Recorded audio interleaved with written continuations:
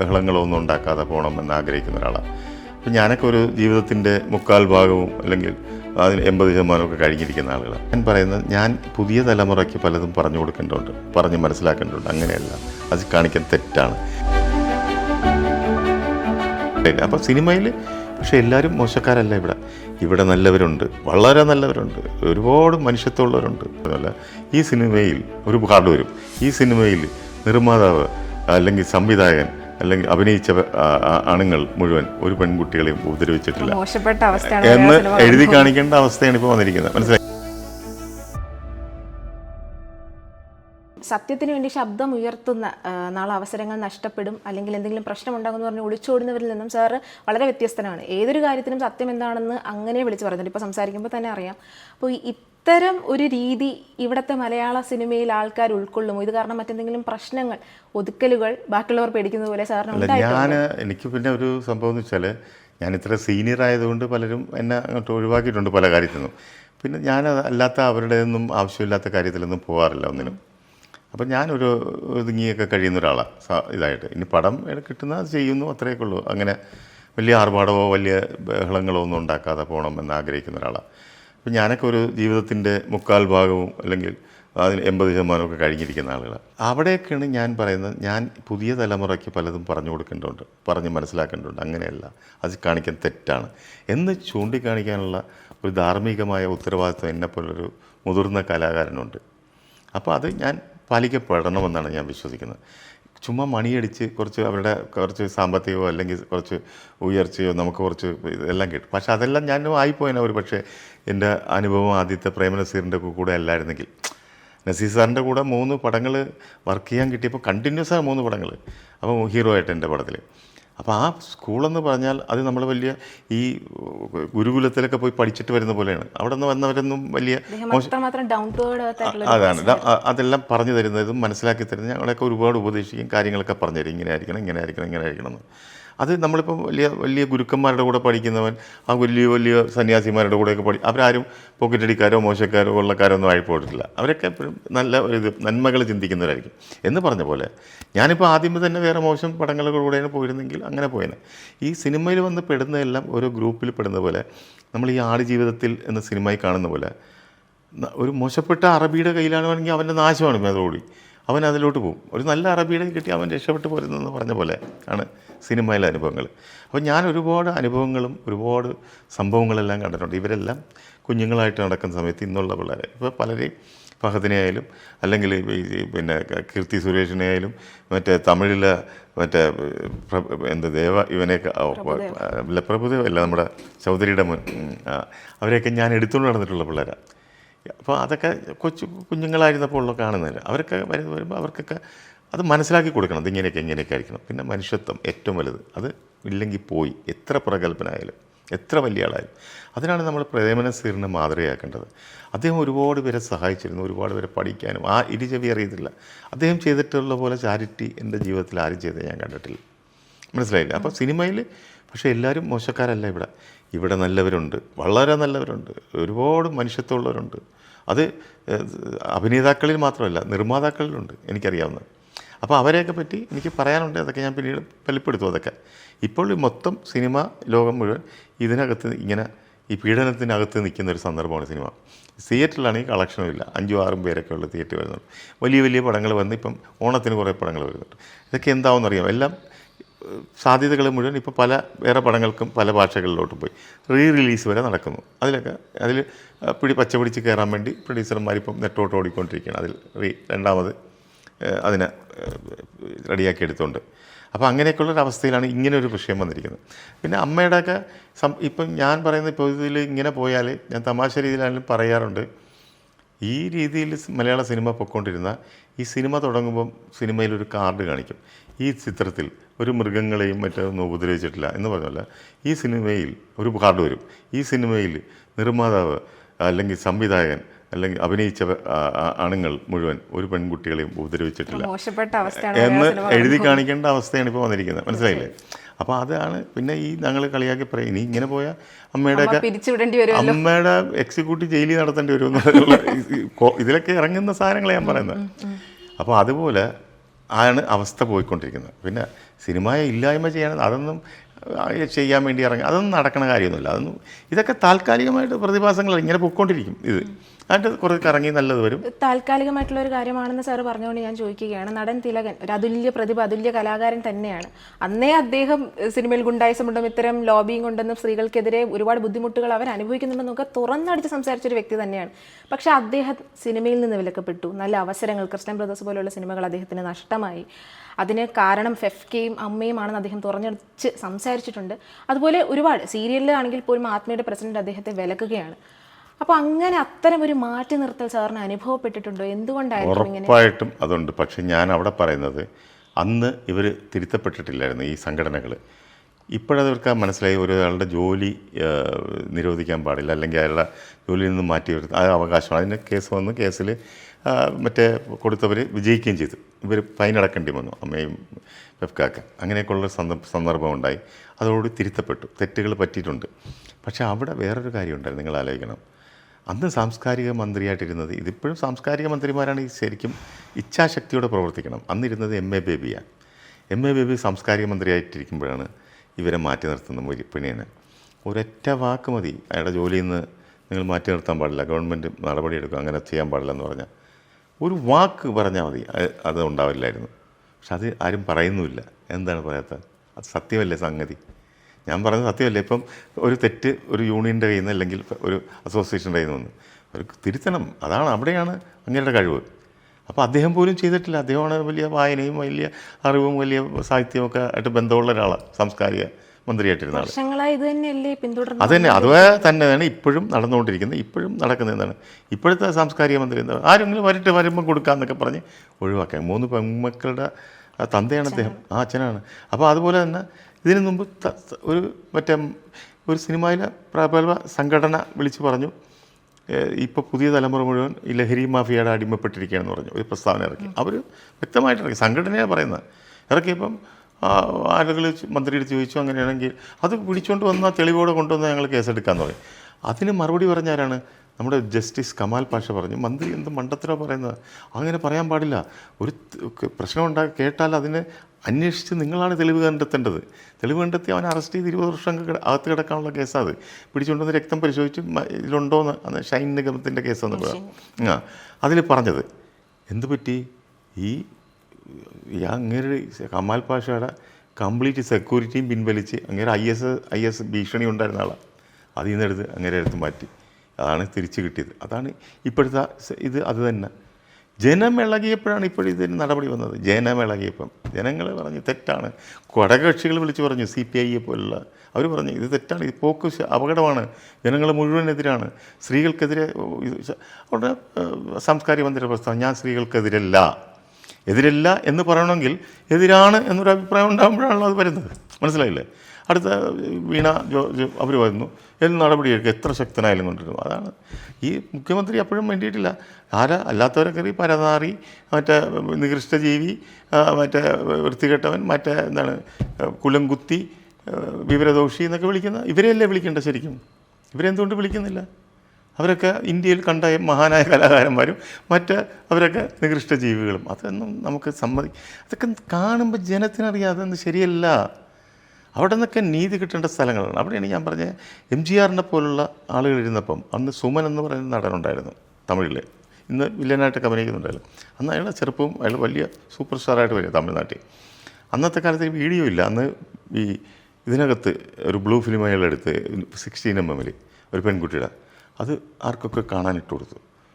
അവർ കിടന്ന് അവരുടെ നിലവിളി MGR കേട്ടു. ഉടനെ അവനെ പിടിക്കാൻ പറഞ്ഞു. MGR സിനിമാക്കാരനാണ്, മറ്റൊന്ന് സിനിമാക്കാരൻ. അകത്തിടാൻ പറഞ്ഞു. 10 വർഷത്തോളം അയാൾ ജയിലിൽ കിടന്നു സുമൻ.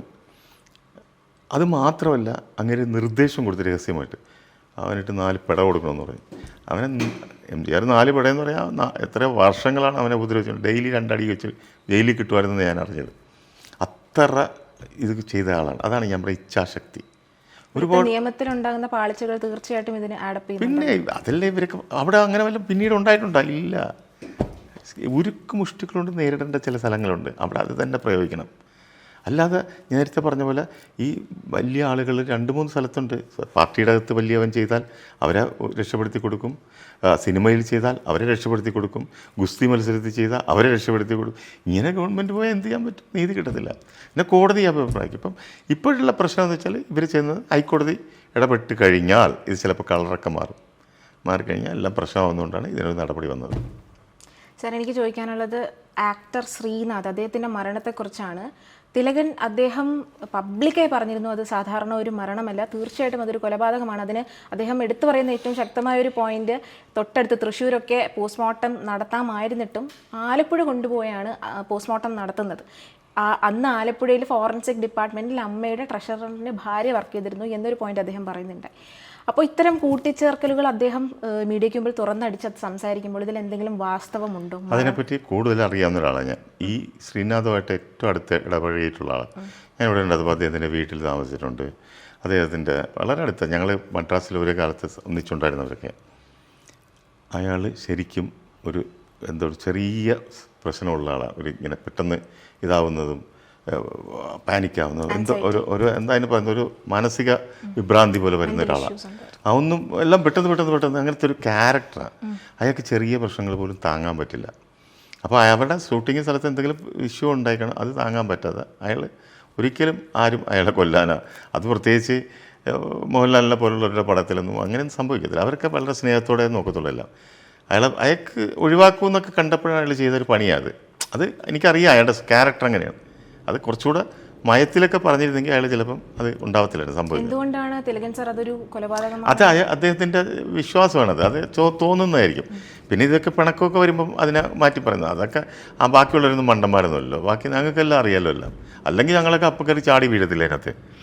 ഇയാളുടെ സ്വഭാവം അറിയാവുന്നതുകൊണ്ടാണ് ഞാനിപ്പോൾ ഇത് പറഞ്ഞത്. അതെനിക്ക് വളരെ നന്നായിട്ട് അറിയാം. ഞങ്ങൾ ഇങ്ങനെ പകച്ചു നിന്നും ചില സ്വഭാവങ്ങളൊക്കെ ഉണ്ട്. അങ്ങനെ അദ്ദേഹം പറയുകയുണ്ടായി കൂടെയുള്ള എല്ലാവർക്കും തന്നെ അറിയാമായിരുന്നു അയാളെ കൊന്നിട്ട് ആർക്ക് എന്ത് നേടാൻ. അയാൾക്ക് ഒന്നാമത് അവൻ ആർക്കും ശത്രുതയൊന്നുമില്ല. പിന്നെ എന്തെങ്കിലുമൊക്കെ ഈ കാണിച്ചിട്ട് എന്തെങ്കിലുമൊക്കെ പറയുമെന്നല്ലാണ്ട് അതിനൊന്നും അങ്ങനെയൊന്നും ആരെയും ഇതായിട്ടൊന്നും പറയത്തില്ല. പുള്ളിക്ക് ചെറിയ പ്രശ്നങ്ങൾ പോലും താങ്ങാൻ പറ്റാത്തൊരു ക്യാരക്ടർ. അത് എനിക്ക് വ്യക്തമായിട്ട് അറിയാവുന്നതുകൊണ്ടാണ് പറയുന്നത്. അല്ലെങ്കിൽ എൻ്റെ അടുത്ത സ്നേഹിതനായാൾ ഞങ്ങളൊക്കെ ചാടി വീഴുവാനില്ലെങ്കിൽ ഒരു പ്രശ്നം ഉണ്ടെങ്കിൽ മനസ്സിലായില്ലേ. അപ്പോൾ അതിലൊന്നും ഒരു അർത്ഥമില്ല, ചുമ്മാ. പിന്നെ തിലകൻ്റെ എല്ലാം പറയുന്നത് ഞാൻ എന്നും തിലകൻ്റെ സൈഡാണ്. തിലകനെ പോലെ ഒരു മഹാനടനില്ല. തിലകനെ പോലെ ഇത്രയും കഴിവുള്ള ആളെ അയാളെ അകറ്റി നിർത്തിയത് മോശമാണ് എന്നൊക്കെ പറയുമ്പം തന്നെ തിലകനും സെറ്റിലൊക്കെ ഒരുപാട് പ്രശ്നങ്ങൾ ഉണ്ടാക്കിയിട്ടുണ്ട്. അയാൾ അങ്ങനെ ഞാനും കണ്ടിട്ടുണ്ട്. അത് ഒരുപാട് ഇഷ്യൂസ് ഉണ്ടായി. അപ്പോൾ എല്ലാവർക്കും പ്രശ്നങ്ങളും കുഴപ്പങ്ങളൊക്കെ ഉണ്ട്, അവരുടേതായ ഇതൊക്കെ ഉണ്ട്. അതൊക്കെ ഞാൻ നേരിട്ട് കണ്ടിട്ടുള്ളതാണ്. എൻ്റെ പടത്തിലും അഭിനയിച്ചിട്ടുണ്ട് അദ്ദേഹം, മുഖ്യമന്ത്രി എന്നുള്ള പടത്തിൽ, ഈ മൂന്നാമത്തെ പടത്തിൽ.